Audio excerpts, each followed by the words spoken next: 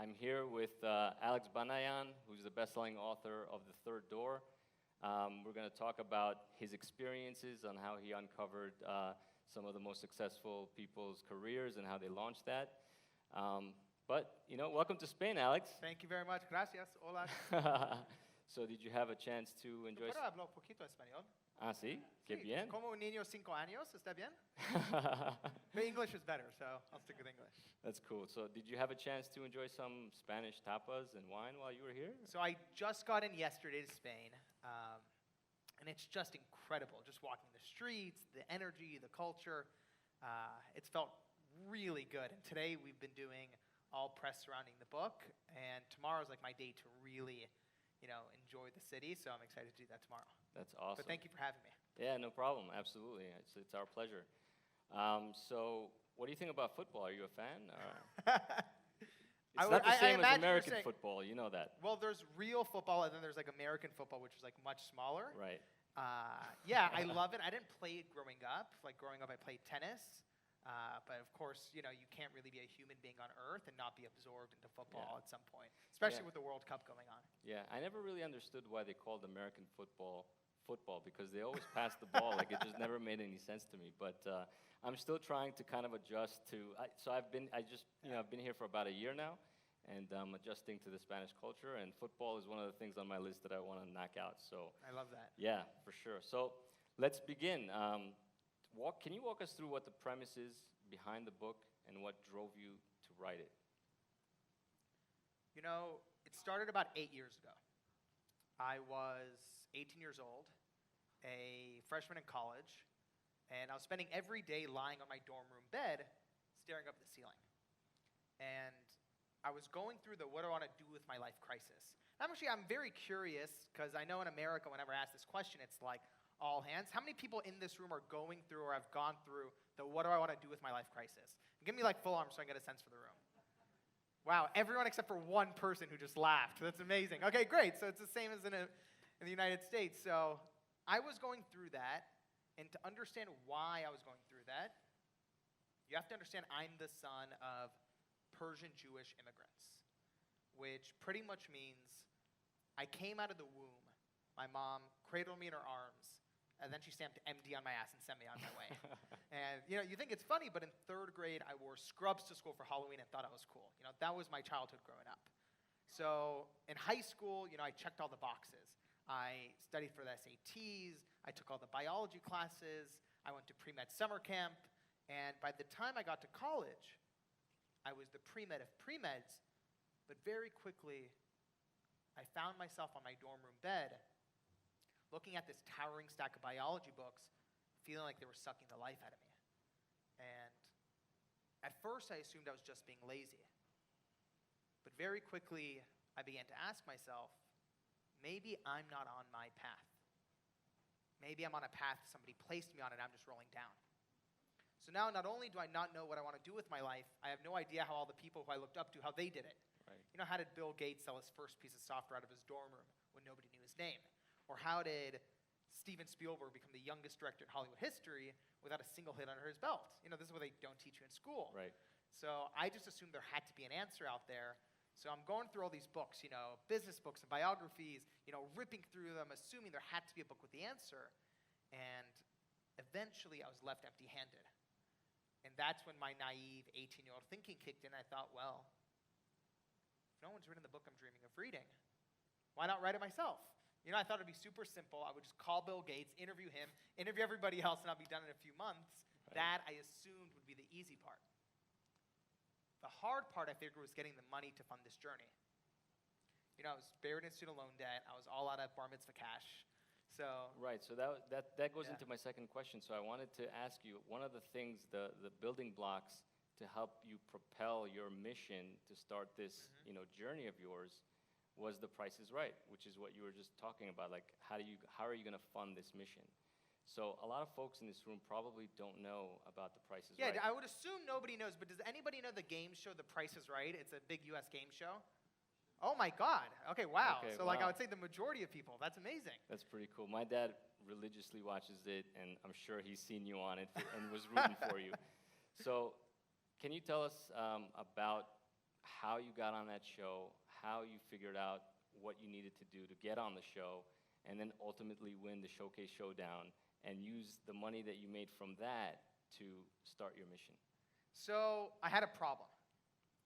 I needed money to go, in my mind, I thought it would be very easy to just go fly to Seattle and interview Bill Gates. That I thought was the easy part. So my challenge was, how do I, fundraise and get some money to go on this adventure? Because, I was afraid to ask my parents because they thought I was still pre-med. Right. So I was like, all right, I need to find a way to get my own money for this. And that's when I saw the tickets to The Price is Right. And I was going to college in Los Angeles, not too far from where the show films. And my first thought was, what if I go on the show and win some money to fund this book? Not my brightest moment. Plus I had a big problem. I'd never seen a full episode of the show before. I'd seen bits and pieces when I was, in 4th grade, homesick from school, but I've never seen a full episode before. So I don't know if you've ever had one of these moments where you tell yourself something's a horrible idea, but for some reason it keeps coming back into your mind. And happens to me all the time. Right? And, the more you fight it, the more it sort of fights back. Right. And I remember I was in the library that night, 2 nights before final exams, at the small wooden table. And I remember writing, best and worst case scenarios in my little notebook to prove to myself it was a bad idea. And I remember writing, worst case scenarios. Fail finals, get kicked out of pre-med, lose financial aid. Mom stops talking to me. No, mom kills me. There's like 20 cons. Right. And the only pro was maybe win enough money to fund this dream. And it was almost as if somebody had tied a rope around my gut and slowly was pulling me in a direction. So that night I decided to do the logical thing and pull an all-nighter to study, but I didn't study for finals. I said I hacked The Price is Right. That's amazing. And the way The Price is Right works is they make it look very random. Like, Zack, come on down, as if, they pulled your name out of a hat. Yeah. But what I learned during my all-nighter of research is they interview every single person in the audience before the show begins. And a producer then hands that list off to an undercover producer who then is planted in the audience who confirm or denies the original producer's selection. So like everything in life, there's a system to it. It's not just luck. And I went on the show the next day and did this ridiculous strategy and ended up winning the whole Showcase Showdown, winning a sailboat, selling that sailboat, and that's how I funded the book. That's pretty amazing. In many ways, that's like you taking the third door in the journey that these successful people have done themselves as well. So that's pretty amazing. So let me ask you this question. I'm sure that your journey has had many good experiences and many bad experiences. Can you walk us through one good experience and how you handled it, and also maybe one bad experience? And I thought you were going to say, tell me all the bad experiences. Because Well, I was like, why don't I you- got why a don't you really long list, man. Tell us how you handled the difficult experience and how you overcame that. The good experiences are really obvious. Look, this is one of them. Even just being in Spain to promote, the Spanish version of the book, and, I can barely write in Spanish. It's all like Yeah. very surreal, and it's, a huge dream and a huge honor. Yeah, at the same time, like everything in life, there's really hard times. And I think one of the big lessons I've learned, is that and again, I'm not sure if anyone can relate to this, but I set out with this subconscious thought. And this isn't in the book because I've realized all these things just in this past year. I thought that if I just achieved this, and this, I wouldn't get kicked in the face. I wouldn't be rejected. I wouldn't feel like shit. I wouldn't, find myself in these dark places feeling rejected and unwanted and unworthy. And what's so funny is none of these were conscious thoughts. It wasn't like I set out to write the book so I could feel better about myself. But that was fucking, in my subconscious, for Right. sure. And something that I'm realizing right now is, if you want a life that's, void of rejection and void of failure and void of uncertainty, look, you can try to engineer your life to be that way. You know, you can try to find a really stable job that you're not really passionate about and sort of just live life sort of in the shallow end. And I don't think that's bad at all. If that's what you want and that's what makes you feel good. Yeah. And, you know, I have a lot of friends who love certainty and, you know, all the power to them. But if you are trying to go and achieve a dream, particularly something that hasn't necessarily been done before, you know, You have to go into that abyss. You have to try. you just sort of have to come to terms that with that territory comes getting punched in the face, you know, rejected, failed, alone. And again, I'm not saying that it's a miserable experience, but I'm saying that it took me a long time to understand that suffering and fear is a natural part of the entrepreneurial journey. Absolutely. And instead of me just thinking that if I achieved this and that, I'll finally break free out of the place of suffering and fear. Right. I'm starting slowly to come to terms with the fact that those are natural parts of the journey. And instead of trying to, you know, outrun them, you know, and run faster and faster, and then I would find freedom. Freedom is a choice, and I can find it wherever I am. So thank you for coming to my therapy session, everybody. This, you know, clearly I have a lot on my chest after a long, you know, 14-hour flight. So let's switch gears a little bit. Tell us. Zack is not down with my therapy session. He's like, let's switch gears and talk about business. I'm like, great. So tell us, what is your morning routines like now? Now that you've published the book and you're on this book tour, like what is your morning routines like? Dude, I'm sleeping in. Life is good. You know, I have this like weird obsession with morning routines, and it's the opposite of everyone else's obsession, in my opinion. Everyone is sort of obsessed with, you know, figuring out people's morning routines and, you know, sort of optimizing this and that.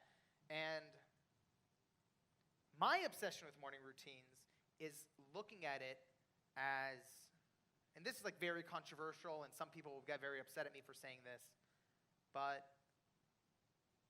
the reason I'm obsessed with looking at other people's obsessions with morning routines is, to me, it's the greatest symbol of our generation's desire to optimize life so perfectly that we will stop feeling pain, stop feeling unworthiness, stop feeling underperformance, underproductivity, undervalued, unloved. And the reason I can see that is because I was in that place, and many times I still find myself in that place. Yeah. Where, you know, if I lose 20 pounds, then I'm going to start feeling good about myself.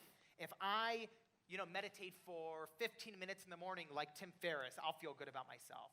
If I, you know, study 50 people's morning routines, then I'll feel good about myself. And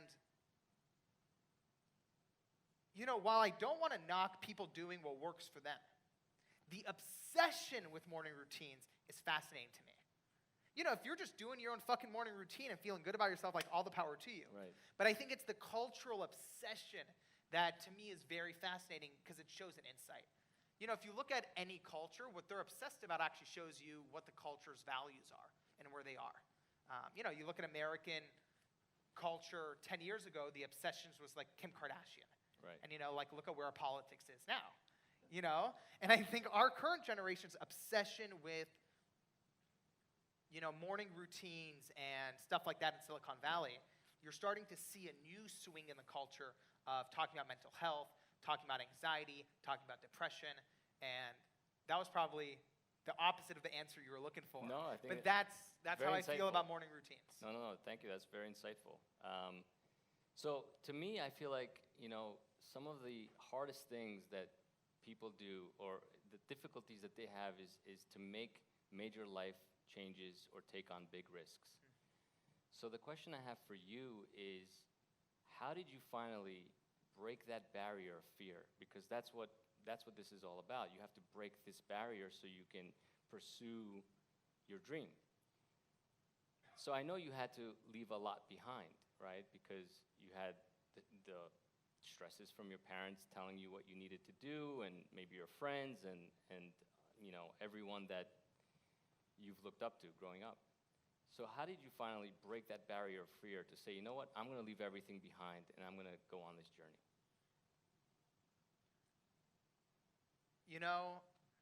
Since this is my therapy session,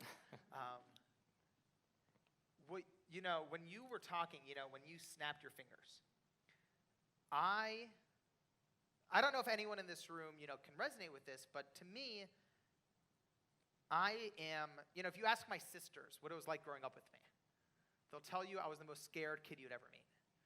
I had a nightlight on until I was 12 years old. I never watched scary movies. I hated roller coasters. It's really brave of you to admit that you had the nightlight on until you were. Dude, if I could have a nightlight on, I would still have one on, And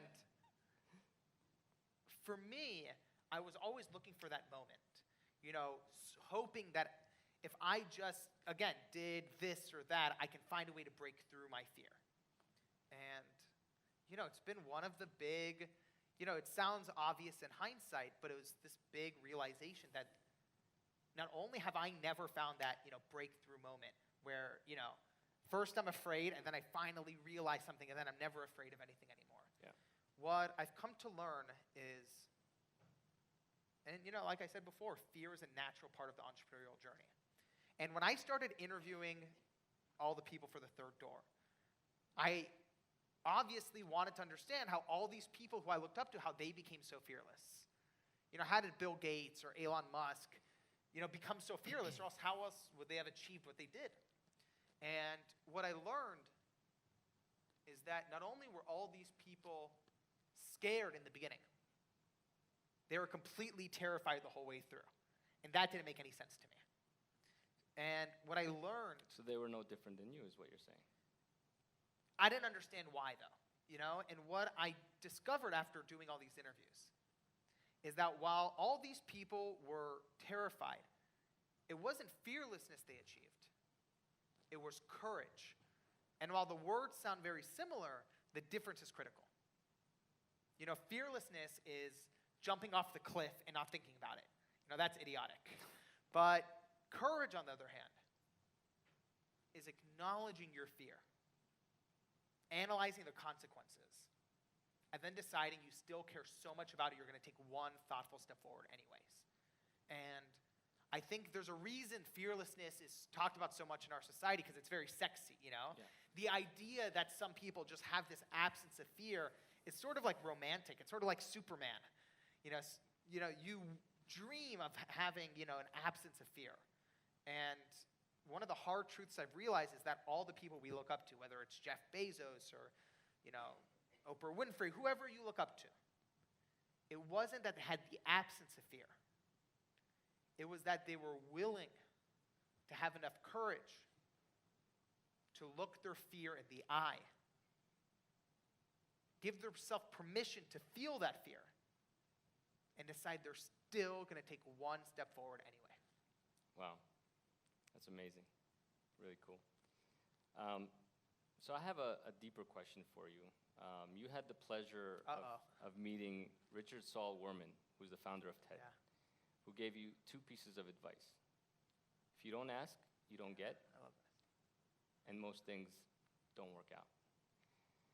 And I think these are 2 great pieces of advice. Why? Because putting my technical mind on, it's sort of like puts you in an endless loop, kind of like a cyclical thing. Like you ask for what you want.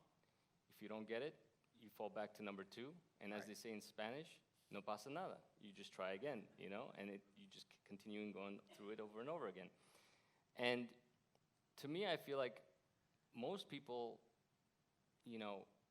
have a tough time recovering from rejection.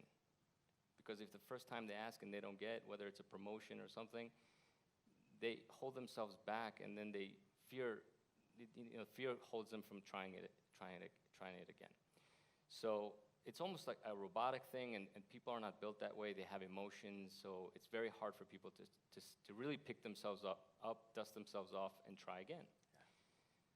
So the question that I have for you is, do you think that people the successful ones that we're talking about here, that's in your book, do you think that they're cut from a different fabric where they could separate their emotions in such a way where that they are not afraid to pick themselves up and try again? Whereas most people end their pursuit right there, like, oh, they tried once, they got rejected, or maybe twice, they got rejected, and they're like, I can't take this anymore. Whereas successful people, they're cut from a completely different fabric. They're like laser focused, and they continue to try until they succeed. What is your take on that? You know, again, this has been a huge point of focus for me in the book. Because personally, I faced a tremendous amount of rejections. And I thought the same thing, that some people just, are able to just plow through rejections and not feel the pain and just keep moving forward. And what I can talk about from my personal experience. For me, while it's good to work hard and it's good to, not take breaks, and it's good to, put all your energy into your dream, into your startup, into your work. There's going to be times, again, if you're doing something worthwhile, if you're doing something that's inherently hard. Look, if you're going to the grocery store, you're probably not going to get rejected on the way to the grocery store. But if you're doing something, whether it's at Google or whether it's your own startup, if you're doing something that's inherently hard, the reason it's hard is because you're going to face rejection. If it wasn't hard, you're not going to fail. You're not going to face rejection. If you're doing something inherently hard, you're going to face it. And what I've learned is that while, it's good to work hard, it's good to push through, and you don't want to waste time, the biggest mistake people can make, and one of the biggest mistakes I made on my journey, is pushing through the pain to the point where the pain becomes so overbearing that you say, fuck this, I'm out. And the moments on my journey, a lot of successful people get asked, did you ever think about giving up? And they're like, oh, no, never. I'm like, I think about giving up like every day, And on a very serious point, there were a few moments on this journey that I not only thought about giving up, I said, I give up. And what made you come back from that? Number one, go take a fucking nap. The times, and I mean this, the times that you want to give up the most are normally when you're physically in pain. And I mean, physically. When you're exhausted, when you're tired, when you're hungry, when you haven't seen a friend, when you are feeling down on yourself, you're not hydrated. I really mean this. Yeah. So the biggest thing I can share is if you're going through that pain, go home and turn on some Netflix. And I think, it's one of the most underrated pieces of advice because it's so romanticized, the, work 24 hours a day mentality in Silicon Valley, that people forget that these are human beings running these startups. And the people saying, to work 24 hours a day normally are so, in my opinion, are so removed from the process. You normally don't see someone who is just starting a startup say something like that. Right. It's normally someone who's, maybe in their 40s and they started their company in their 20s. In my experience, since I'm still very much in the process, is while it's good to not waste time, what's even more important is for you to feel good enough about yourself and good enough about the process that you're not going to completely give up. So that's the first thing I would share. And the second thing I would share is when I did face those moments of wanting to completely abandon this dream,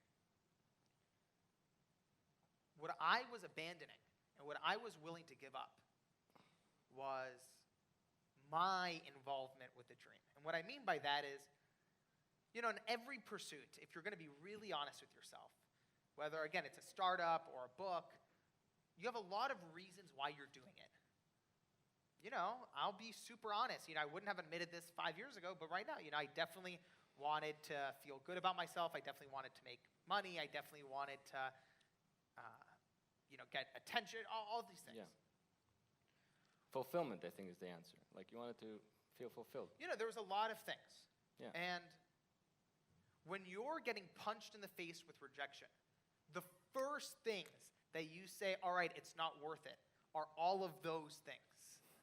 All those superficial motivations. And I'll admit, I definitely had those. And when shit gets really hard, your first thought is, well, there must be an easier way to get these things than this path. Because this path is really brutal. What I was lucky enough to have, though, was I also had another motivation at the same time.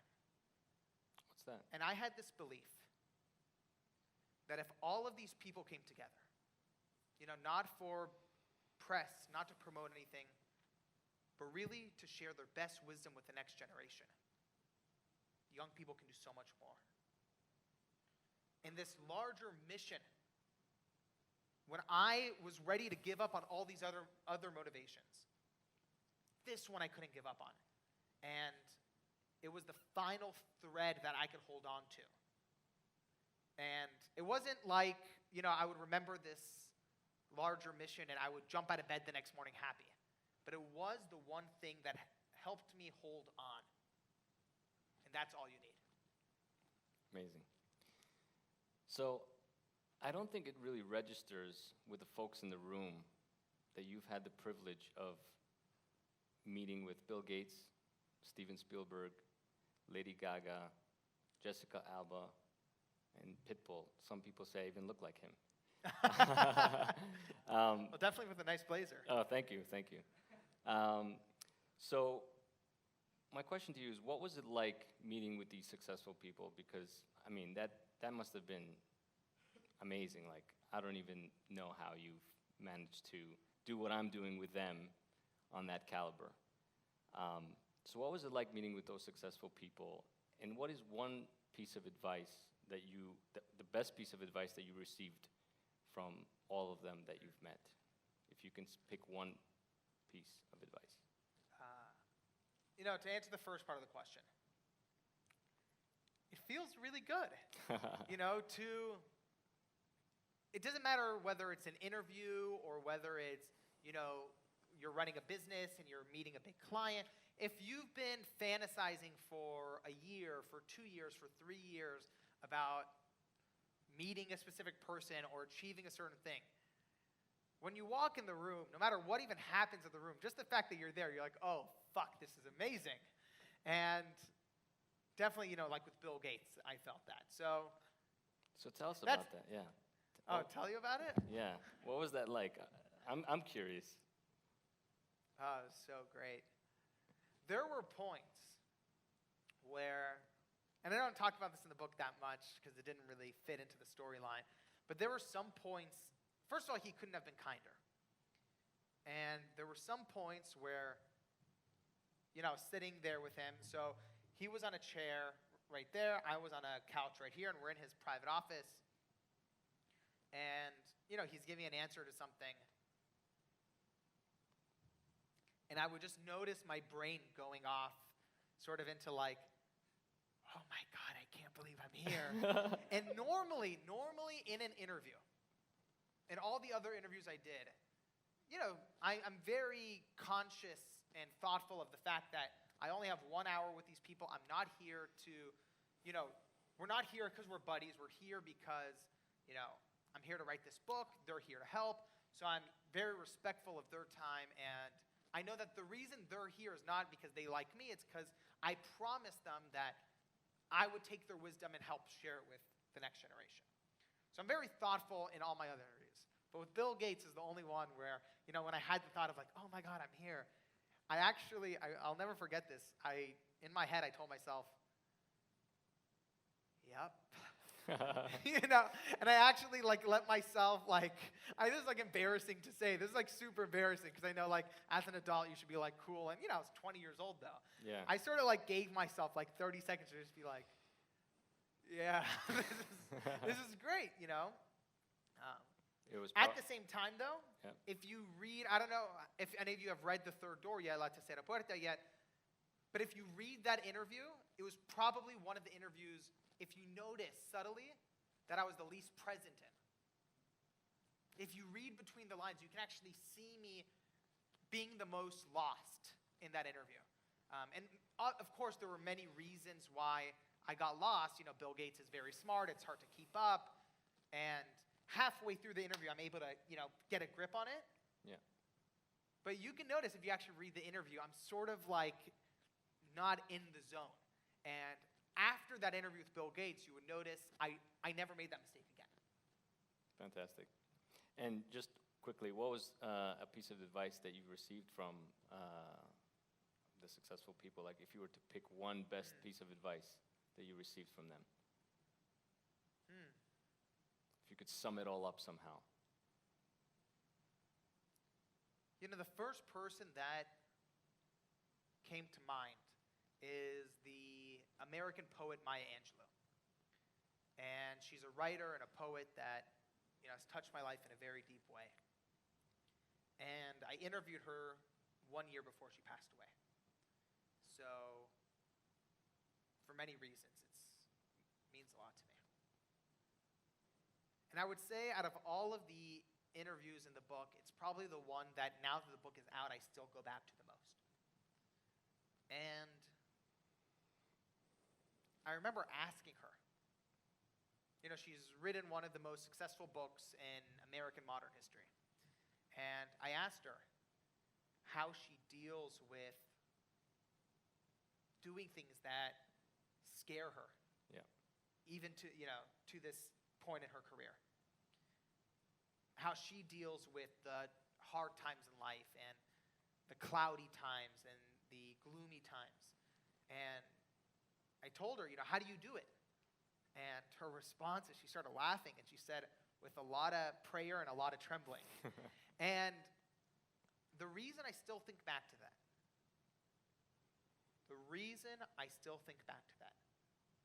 is because here was an 85-year-old woman who has sold millions of copies of her book, one of the most well-known and respected writers in American history.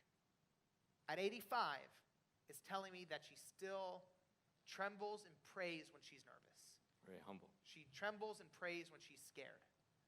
And what that gives me is it gives me permission when I'm nervous and scared. And, to this day, I sometimes still judge myself of why am I still so scared to do these things? And a part of me likes to go back and remind myself of what Maya Angelou said. That even at 85, she still feels it. And, we're all works in progress. And if you can give yourself that permission to feel those feelings, they slowly begin to loosen their grip. And that's the best gift you give yourself. Fantastic. Thanks for sharing that. So how has your life changed after your book got published and became the bestseller? What is it like now? What is Alex Banayan doing right now? I wish I could say like, oh my God, it's crazy. On the one hand, things are, really wonderful. What? I'll tell you, this is the truth. This is the truth. Lay it on me. Yeah, there's, a lot of things I'm extremely grateful for. And, I said it earlier, just literally being here right now is on my list of things I'm grateful for. Just this month, we're going on the Third Door World Tour, which I'm really excited about, from Madrid. Thank you for that woo. Yeah, let's give it up. That was you? Thank you, man. Woo! From Madrid, we go to Bulgaria, to Italy, to Shanghai, Beijing, South Korea, Japan. So I'm really, really That's excited, amazing. really grateful.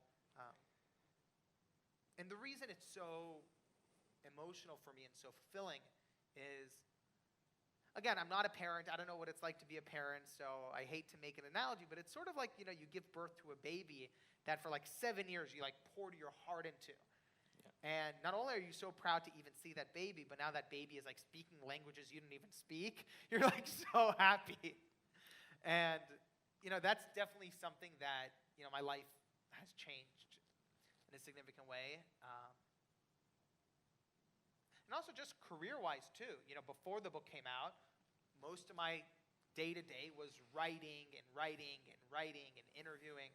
And I would say since the book has come out, I would say 80% of my time is doing public speaking at different corporations. So whether it's Nike or Apple or Google, different companies like that. So that's very fulfilling. It's awesome. Very fun. Yeah. And it's really exciting to share these messages in the book with human beings. Because when you're writing, you're sharing with a paper, hoping in your mind that what you're writing is going to actually get into people's hands. But when you're in the room with someone, you can see their eyes light up, and that's very exciting. That's amazing. So what does success mean to you, and how is it measured?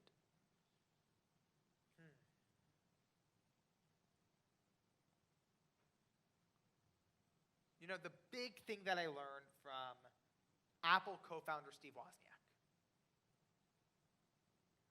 was, and I know you've read the story. It's a great story that helped really redefine what success means in my mind.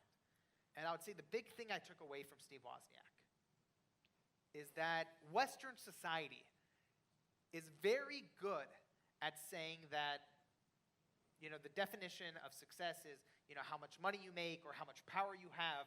And something that I've learned, especially this past year, since the book has come out.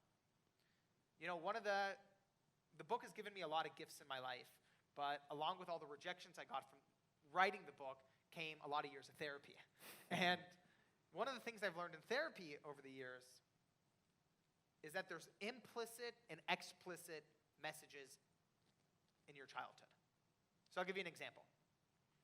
A explicit message is, Zack, eat healthy, eat your fruits and vegetables. Your parents tell you an explicit message. Yep. An implicit message is in the middle of the night, you look out your bedroom door and you see your mom eating chocolate ice cream at 1 o'clock in the morning. That's an implicit message. And something that I've learned in therapy is that it's the implicit messages that have the strongest hold on you.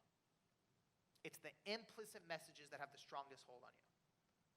And if you look at it from a business context, your boss might say, here at our company, we love innovation and taking risks and making mistakes. But the second someone makes a mistake, they fire that person. What's the stronger message? What he says or what he does? And society likes to tell you, at least, especially American society growing up, we love people who, follow their passion and are doing what they love, but, who do they put on the magazine covers? The person with the most money, the person with the most fame, the person with the most power. So what's the implicit message? So one of the big things that I've learned on this journey is that if you really want to define success for yourself, the first thing you have to do is go into your own mind and ask yourself what implicit messages you grew up in society, in your family, in your friend group, and bringing awareness to that helps you unwind. And then you have the opportunity to ask yourself what you want to do and how you want to do it. And if you can achieve those things, that's success. Zack, I see a lot of people, especially on this book tour, talk about this concept, and I strongly believe if you want to be an amazing father, an amazing mother, and for example, you're working, 20 hours a day, and you're making a ton of money, but you never see your kids. Although you're making a lot of money, are you successful? It's not always measured by money. Right. What it is measured by is what you want and how you want to do it. And if you're able to achieve that, that's success, and that's what I'm really proud of people. Amazing. Wow. So I really feel that every successful person, dead or alive, had to have had luck involved to propel them to the next level. Do you believe in that? And if so, what was your lucky breakthrough moment? So I believe, of course, it's not even a belief. It's a fact, I yeah. observe that luck has a tremendous role in everyone's life. And what I also think is that most people misunderstand the role of luck in success. The way I see it is every single person in this room won the fucking lottery. And I mean that. The fact that you're in a city that's relatively safe, where there's lights and fresh water and, air conditioning and internet access, and if you're sick, they can call an ambulance. We got really fucking lucky. And I think that is like 90% of the whole game. I'll tell you, if I was born in my grandfather's generation or my great-grandfather's generation, I would not have been able to write this book. So I actually think when it comes to luck, that's 90% of the process. I think what a lot of, movies or romanticized stories do is they think luck is when you bump into that person at that conference and, they say, "You look smart. How about you come work for me?" Those are the moments we like to look at. But to me, while those are also lucky moments, that's 10% of the process. Right. Now, if we want to look at that 10%, which is also very important, I think the best advice when it comes to making those breakthroughs in your career comes from a man named Chi Lu. I remember. Chi Lu grew up in a village outside of Shanghai, China, with no running water, no electricity. People were so poor in the village that they walked around with deformities from malnutrition. By age 27, Chi Lu was very smart, and he was making the most money he's ever made in his life. $7 a month. Fast forward 20 years later, and he's a president at Microsoft. Now, if there's ever a story where you want to try to analyze the role of luck in someone's life, it has to be this story. Yeah. And when I asked Chi Lu how he sees luck play a role in his life, he said he absolutely believes in luck, but his view of luck is that it's not what it seems. His view is that luck is sort of like a bus. If you're standing at the bus stop, you can, jump on the bus, but if you miss it, there'll always be a next one. So the bus is like an opportunity. The bus is an opportunity that can change your life. Right. It's not coming every day, but if you stand at the bus stop, if you miss one, there'll always be the next one. But he said the thing most people miss is that your fare to get onto that bus is in the form of preparation. And if you're not prepared, you can't get on. And he said no matter how many times you try to get on and you're standing at the right place at the right time, if you don't have that fare, you'll never be able to get on. Wow. Yeah, that was one of my favorite stories in that book, for sure. So I also feel like every successful person, in my opinion, probably has had a mentor to learn from. In fact, I personally think that everyone should aspire to have a mentor to help them grow professionally and personally. I have one myself, a guy named Sam who lives in New York.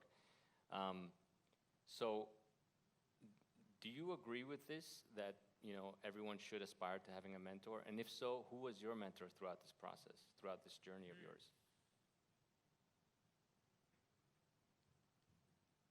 I got, talking about luck. Yeah. Definitely, if I had to look at the luckiest moments in my life, that last question ties perfectly with this question. Because my 10% of luck had to do with these mentors. And I'll tell you, a story of the mentor that really changed my life. I was 19 years old, and I was working on the book for about a year now. And after a year of work, Bill Gates was my Holy Grail interview. After a year of work, I was finally I was in like a parking lot of a drugstore, and my phone rings, and I look at, the area code, and it's from Seattle, and I know who it is. And I pick up the phone, and it's Bill Gates' chief of staff. And he's like, so, you want to interview Bill, huh? And I'm like, yeah, it's like my biggest dream. And, I start telling him all about the book. He's like, look, I already know all about it. I think it's great. I love that you're, trying to help your generation. I love, that you're doing this, for others. And I think I'm like 95% there. And he goes, well, you're about 5% there. And I was, devastated. And he sort of explained to me, he's like, look, Bill doesn't do interviews with college newspapers. Go, get a publishing deal from Penguin or Random House. Right. Go build more momentum and call me back. And he hangs up. And I remember just standing in that parking lot with, 2 words echoing in my head, like 5%? And I went back to my dorm room, and I wanted to pull my hair out because I had thought I was 95% there. If I was only 5% there on the way to Bill Gates, when I was after a year of work, that must mean I'm at like negative 50% with other people like, Bill Clinton or Richard Branson. Right. And I don't know if you've ever had, one of these moments where, when you're like at the lowest point, sometimes like the weirdest thoughts come into your mind. And I remember thinking, wait a minute, Bill Clinton or Richard Branson, didn't someone once tell me that they were on a cruise ship together? And I'm like the king of procrastinating. So whenever things get really hard, the first thing I do is I like go on Google or go on Facebook or something. And I remember just like opening my computer and typing in, Bill Clinton, Richard Branson cruise ship. And an article popped up. It said, Summit Series takes the high seas with keynote speaker Richard Branson, with Tim Ferriss, Gary Vaynerchuk, the founder of Tom's Shoes, all these, big entrepreneurs. And you perked up. You were like, And wow. I was like, wow, this is like my book in like cruise ship form. This is amazing. And I'm reading this article, and it's saying, this whole, event is started by this company called Summit Series, which was started by this serial entrepreneur, Elliot Bisnow. And it says Elliot Bisnow, started all these successful companies, and he's 26 years old. And I was like, hold on. I thought, you had to be like, 50 years old to do something like this. This is crazy. Like, 26 is like my cousin's age. Right. So I thought, there had to be like some mistake, and I start Googling Elliot Bisnow. And I don't know if you guys have ever gone through what I like to call a Google rabbit hole, where you just start, and by the end, you're on like you're on like the 26O of a Google search. And I'm reading everything I can about this guy, every single thing. And the weird thing about him is there's a lot of websites and articles that mention him, but none that sort of really tell you who he is. It was, I don't know if you guys have seen that movie Catch Me If You Can. Yes. With, Tom Hanks and Leonardo DiCaprio. Yep. He was sort of like the guy from Catch Me If You Can, where like, you like couldn't really put the pieces together, but at the same time, he was like the most fascinating person I've ever read about. And on the one hand, I couldn't figure this guy out. And on the other hand, I felt this deep, really personal connection with him, even though I had never met him. And I remember that night opening my journal and writing, dream mentors across the top and putting an underline. And on the first line, writing Elliot Bisnow. And a couple weeks later, I was in the library, again, trying to study for an accounting final exam. And I couldn't get this guy, Elliot Bisnow, out of my mind.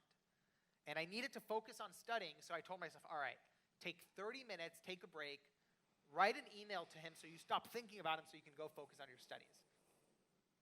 30 minutes turns into 3 hours. And I end up writing, what I think is this perfect email.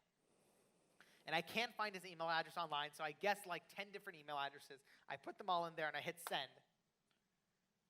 About 10 minutes later, I get a response. Great email. What are you doing on Thursday? And I look at my calendar, And on Thursday, it says accounting final exam. So I respond to Elliot saying, the only thing, you can. I'm completely free. What do you have in mind? And Elliot goes, great. Meet me at 8 a.m. at the Long Beach Westin Hotel and, read this book before you come see me. And, my final exam wasn't until 12 in the afternoon, so I thought 8 a.m., that's perfect. And I show up there, thinking there's going to be a 15-minute meeting. Our 15-minute meeting turns into a 4-hour meeting. Wow. I miss my final exam, but, it doesn't matter. We end up spending that whole summer traveling the world together. And, yes, that was a great part of the story, over, the past 7 years, not only has he become a mentor, he's also become one of my best friends. And you've met a lot of connections during this whole journey with him. I Yeah, and remember. that's definitely the relationship that's changed my life the most. That's amazing. One thing that I want to ask you that's not actually part of my questions, and I think it will resonate with a lot of people in this room, is your recommendation on how you should write a proper email to people that are very busy, for example. I know you have like a template, if you will, Yeah. right? And you talk about that. Can you just tell these people like how they should write an email to really busy people to get their attention? Sure, yeah. If any of you have any need to contact, VIPs, different business executives, this is the single greatest thing I can share with you. And it actually doesn't come from me. It came from an interview I did with Tim Ferriss, the author of The 4-Hour Workweek. And, if you want to write this down, if you have your phone out and you want to jot some notes, this is a good time. So this is the email template, the cold email template that I learned from Tim Ferriss. It starts like this. Dear Zack, I know you're incredibly busy and you get a lot of emails, so this will only take 60 seconds to read. Boom, next paragraph. In the next paragraph, 1 to 2 sentences max of who you are and what context is relevant to that person. So you're not putting your life story, you're saying 1 to 2 things of credibility that is relevant to the person. Right. I used to intern at Google. I used to live in New York, but now I live in Madrid. Whatever's relevant to that person. 1 to 2 sentences max. Next paragraph. 1 to 2 sentences of your very, very specific question. So a bad example of a question would be, what should I do with my life? A good example of a question is, what is one book you recommend to an aspiring tech entrepreneur? Right. Something they can answer right away without thinking too much about it. And then the final paragraph is the most important. I totally understand if you're too busy to reply. Even a 1 or 2 line response will completely make my day. All the best, Alex. Fantastic. I love it. And if you remember, that's the exact same email I used to send to you. Yeah, well, it worked, man. Yeah. Now we're here. Now we're here. That's amazing. So, Alex, tell us, what is next on the horizon for you? Well, literally going to Bulgaria in a couple days for the Bulgarian book launch. And I would say, that's the big focus right now for 2019. Most business authors don't do this. They're normally running their companies or, writing their next book. And to me, I know you might just call me like overly romantic or emotional, but to me, it's just really fulfilling to be able to see this mission unfold in places I never thought it would even, unfold in my wildest imagination. And when I had started this book, I had a belief that if I just interview all these people, if I interview Bill Gates and Warren Buffett and Lady Gaga, if I just interviewed all of them and take their best wisdom and just pack it into 300 pages, that would be my dream book. And in many ways, that happened. In the book is Bill Gates' negotiating secrets, Tim Ferriss' cold email template. But what I've learned now that the book is out is that you can give someone all the best tools and tactics and advice in the world. And sometimes their life can still feel stuck. But if you change what someone believes is possible, they'll never be the same. And that's the mission moving forward. Incredible. I love it. So looking back now, if you had to do it all over again, what would you do differently? Oh my God, so many things.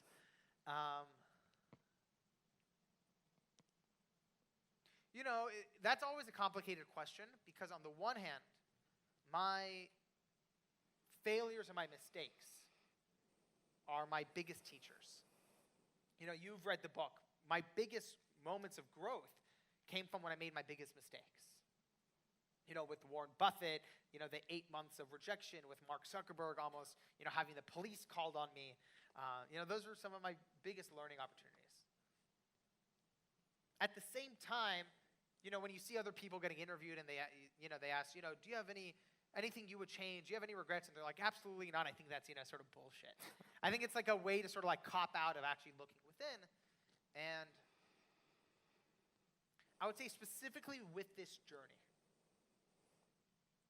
if I could go back to myself at 18 years old, when I was just starting writing The Third Door, if I could go back to myself, I would sort of give him a hug and say, you can relax. It's going to be okay. And there was so much pressure. And, if you guys go back to what we talked about, implicit versus explicit messages, there were so many implicit messages that if this book doesn't work out, I will be, and there's also a lot of explicit messages that if this book doesn't work out, I won't be loved, I won't be accepted, I'll be seen as a failure, all my family's sacrifices would be for nothing. And how I used those messages was by being extremely hard on myself. And while in many ways, that brought me to where I am, I also believe that you can achieve your dream while also being kind to yourself. There's this concept in Buddhism called matri. M-A-I-R-T-I, matri. And the idea of matri is loving kindness with yourself, or treating yourself like you would your best friend. And I love that idea because if you think about it, when it's 11 o'clock at night and you haven't left the office yet, a great question to ask yourself is, if your best friend was here, what would he or she tell you to do? And if I could go back in time, I wish I could give myself a little bit of that matri. And what I can do now is do it moving forward. So you think if you were able to go back and give yourself a hug, that you would have still been able to be where you are today? Look, there's no way to tell, but right. I mean, what I do know is that today, at this point in my career, when I push myself really fucking hard, is when I make my biggest mistakes. Oh, really? And I actually think I could have avoided a lot of, issues with Warren Buffett and with, Zuckerberg and all those people, is if I actually took a step back. And again, matri doesn't mean telling yourself to stop working altogether. It just means sort of loosening your grip a little and seeing a bigger picture and realizing that, have some perspective on it all. But again, I never would have learned this lesson of matri if I didn't spend, 5 years beating the shit out of myself. Very good. Well, I don't have any more questions, but I would like to leave everybody with a quote from the late Steve Jobs, who it's actually one of my favorite quotes. I think it ties really well with what we just talked about. So I'm going to read from it so I don't screw this up, because I don't want the ghost of Steve Jobs to come and haunt me if I fuck this up. When you grow up, you tend to get told that the world is the way it is and your life is just to live your life inside the world. Try not to bash into the walls too much. Try to have a nice family life. Have fun. Save a little money. That's a very limited life. Life can be much broader once you discover one simple fact. everything around you that you call life was made up by people that were no smarter than you. And you can change it. You can influence it.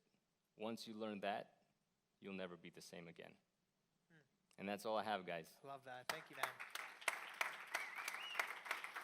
man. We could open it up. We have about less than 10 minutes or so before the event ends.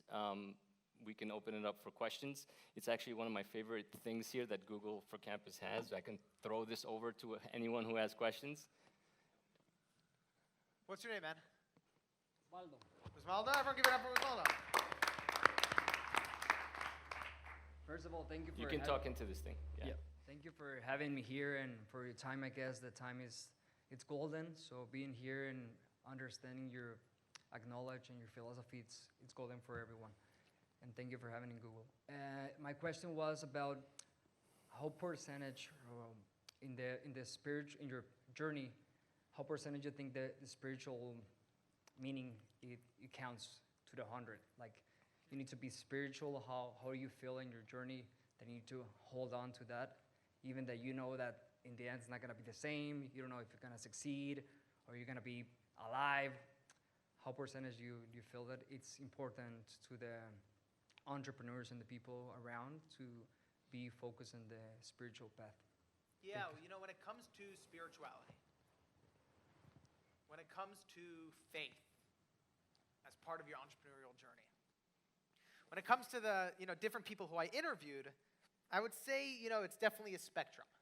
I wouldn't say it was one way or the other. What I do know, though, is the people who I really resonated with. I wouldn't say I had a big spiritual practice in the beginning of this book. But what was interesting is the people who I interviewed who did, Maya Angelou, Quincy Jones, resonated with me in some way.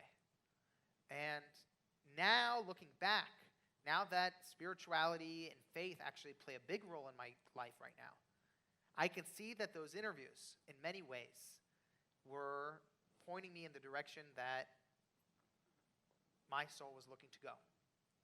And I think the cool thing about the third door, when I had started, I actually had this idea, and it's cool that it sort of played out, is that in the book, there's, let's say, a dozen, 24 different, people who I interview. And every single one of those people have different views on what makes a successful life. And what's cool about the book is that every single person in this room will read the book and have a different favorite part. And that doesn't mean that, look, the book's been out for about a year now in America, just came out in Spain, not too long ago. The reason people say, oh, this chapter is my favorite, I've realized has nothing to do with the writing style, has nothing to do with the storyline. It has to do with their inner belief system. Yep. Some people love Chi Lu. Some people love Quincy Jones. Some people love Steve Wozniak. Some people loved Sugar Ray Leonard.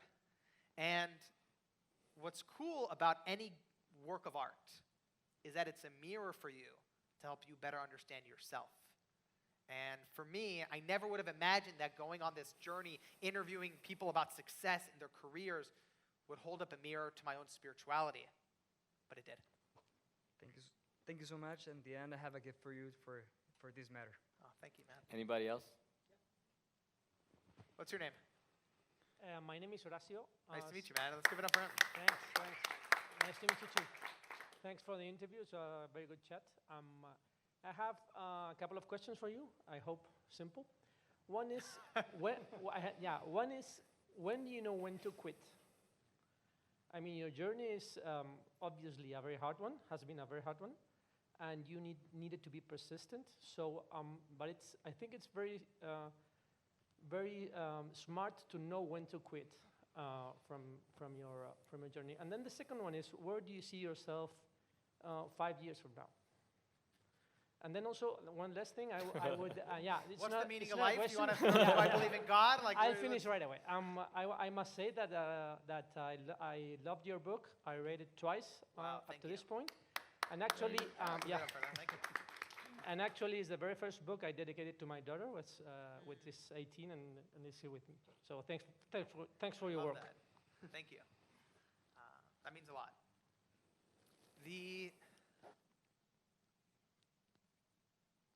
Okay, really quickly. The first question was When to quit?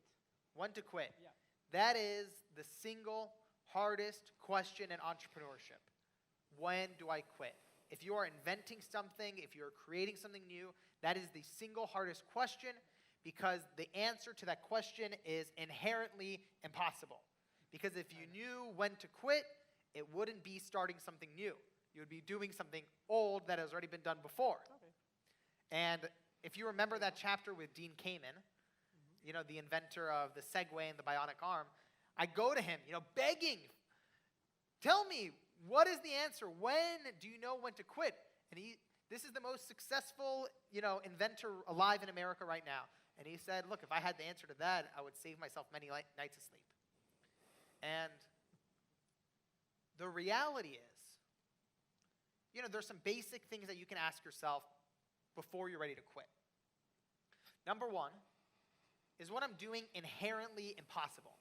Does it defy the laws of physics? Does it defy the laws of thermodynamics? Does it defy the legal system? That's the first thing you can ask yourself. Okay, let's say it doesn't. Then you can move on. There's some good checkpoints in there. But I think the reality is, while there's logical responses to that question, I think it's an emotional question. Yeah, absolutely. It's an emotional question. And the best advice I've seen actually comes from Jeff Bezos, the founder of Amazon. And Jeff Bezos says that when he was deciding, whether to start Amazon or not, because it wasn't obvious, he asked himself, when I'm 90 years old and looking back on my life, am I going to regret not doing it? And if the answer is yes, then you have to keep going. And I think the same is true if if you're halfway through your journey and you're trying to decide if this is worthwhile or if it's worthless. Mm-hmm. Ask yourself. It's a good way to check with yourself emotionally. Ask yourself, if I gave up now, when I'm 90 years old, will I regret having stopped? Yeah. And sometimes the answer will be no. You might ask yourself that question and say, you know what? I gave it everything I have. I gave it all the money I had. I gave it all the time I had. And I'm proud of myself for trying it. And I'm even more proud of myself for having enough humility to let go. Fair enough. Thanks. Of course. So what about your next 5 years? The next 5 years, 5 years from now? 5 years from now, I'll be, 31 years old. It's fair to say I don't know.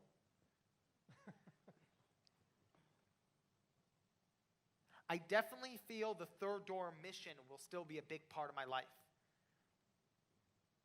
To me, though, the book was just the first canvas that I painted these ideas on, and these lessons and these messages on.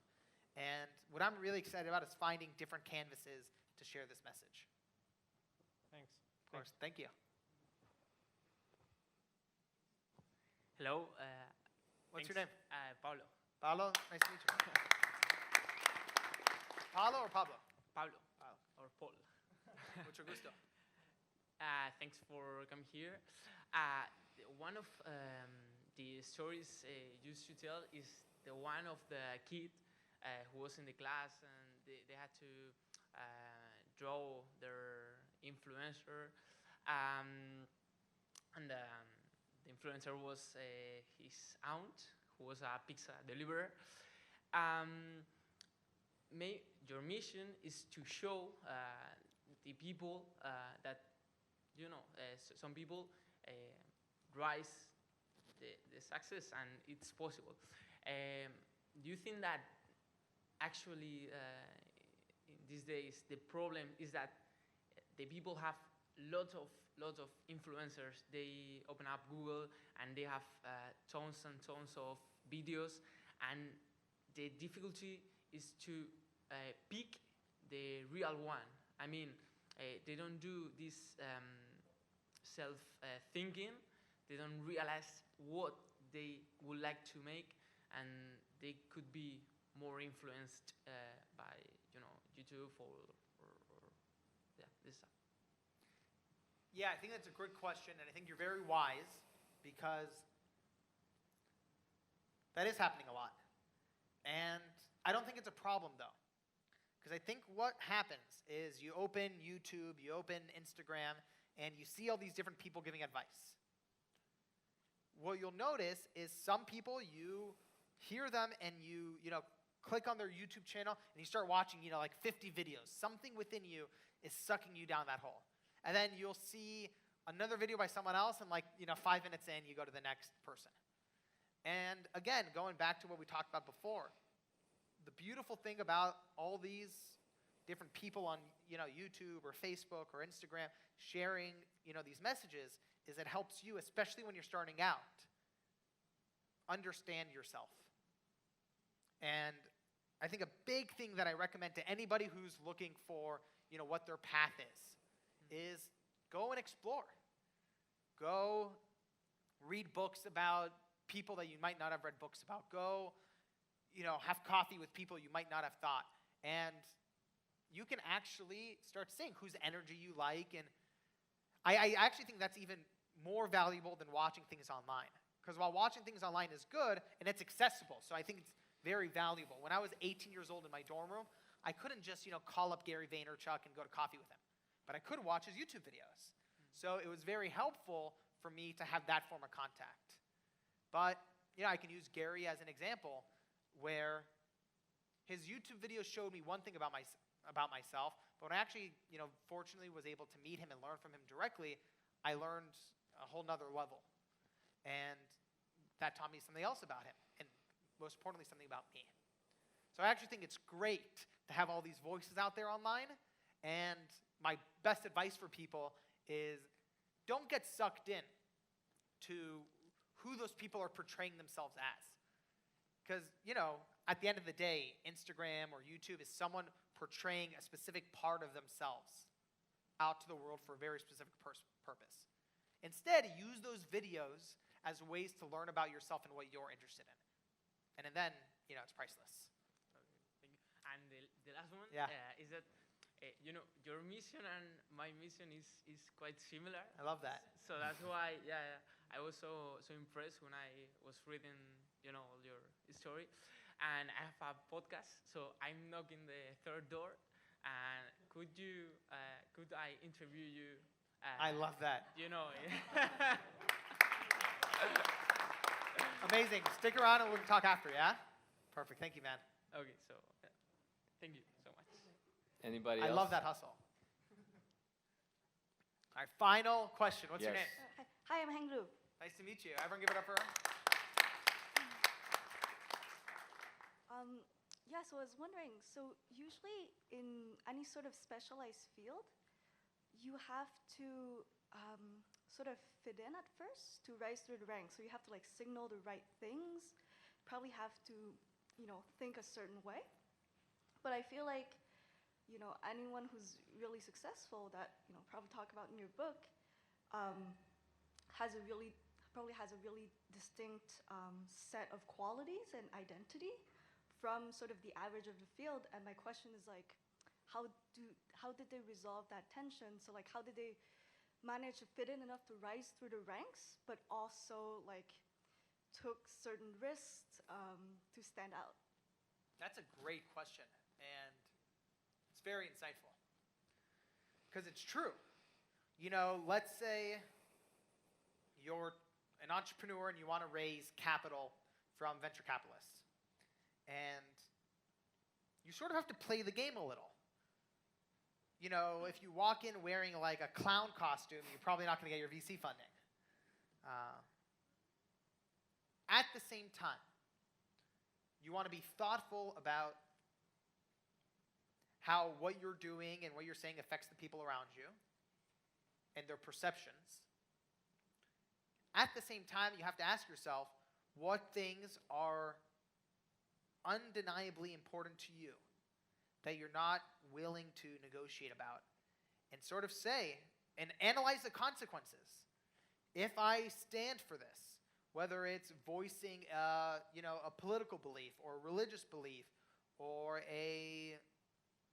anything that sort of might be controversial to people or polarizing, as long as you ask yourself, am I okay to live by these consequences? I think all the power to you. Now, your question of how do you balance those is the tricky question, and I think the honest answer is that everyone's life, everyone's current stage is unique, so it requires a unique response. So if you are working in a company in China, you probably have to be a bit more thoughtful about fitting into the structure than if you're working in a company in Mountain View, right? Just by the culture. So, that's one thing. On the other hand, I agree with you in that the people who have pioneered things, whether in the arts or in the sciences or in technology or in, social movements, every single one of them, like you said, have found what makes them uniquely them. And I think something that's important to remember, though, is if you look back at, let's say, Lady Gaga, a really good example of someone who's very uniquely her. Yeah.